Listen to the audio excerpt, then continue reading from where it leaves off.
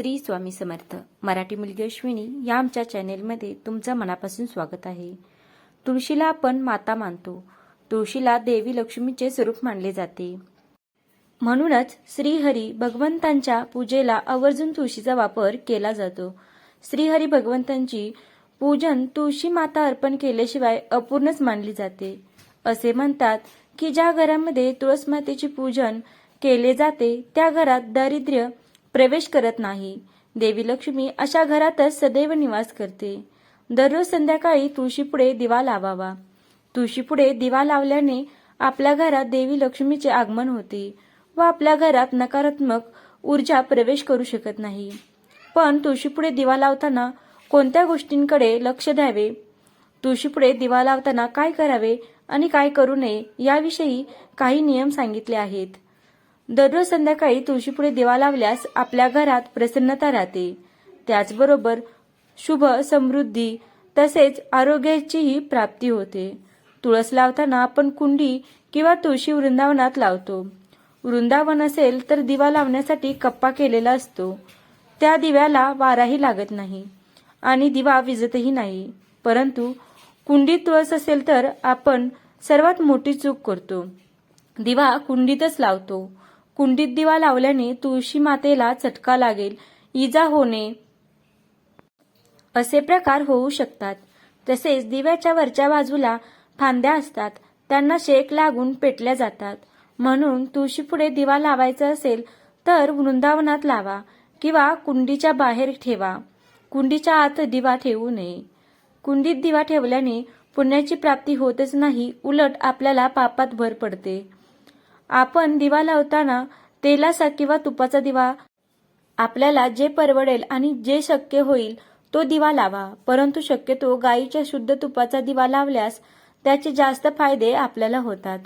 तुळशीपुढे दिवा लावताना त्या दिव्याखाली थोडेसे तांदूळ टाकावेत, म्हणजेच तांदळाचे आसन टाकावे आणि त्यावर दिवा ठेवावा.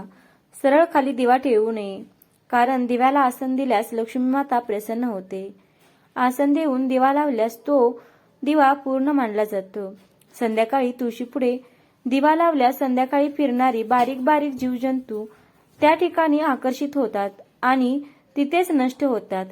त्यामुळे जीवजंतूंपासून आपले रक्षण होते, घरात प्रवेश करत नाहीत. आता आपण जाणून घेऊया दिवा लावताना या दिव्यात कोणकोणत्या वस्तू तेलात टाकाव्यात. तुळशीपुढे दिवा लावताना कोणत्याही धातूचा दिवा असेल तरीही चालेल, परंतु तो दिवा दररोज घासून पुसून स्वच्छ करून त्यानंतरच त्याचा वापर करायचा.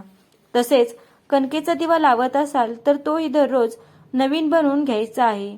तुळशीपुढे दिवा लावताना गाईच्या साजूक तुपाचा वापर करावा. तसेच कापसाची वात न टाकता लाल पिवळ्या रंगाच्या दोऱ्याची वात टाकावी. तसेच त्या दिव्यात 2 वेलची, 2 लवंगा व 2-3 अत्तर टाकावे. वेलची लक्ष्मीवर्धक आहे. देवी माता लक्ष्मी आपल्या घराकडे आकर्षित होते.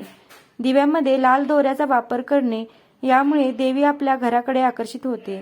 आपल्या घराकडे विविध मार्गाने पैसा येऊ लागतो. दिव्यात लवंगा घातल्यास आपल्या जीवनातील नकारात्मक ऊर्जा नष्ट होते.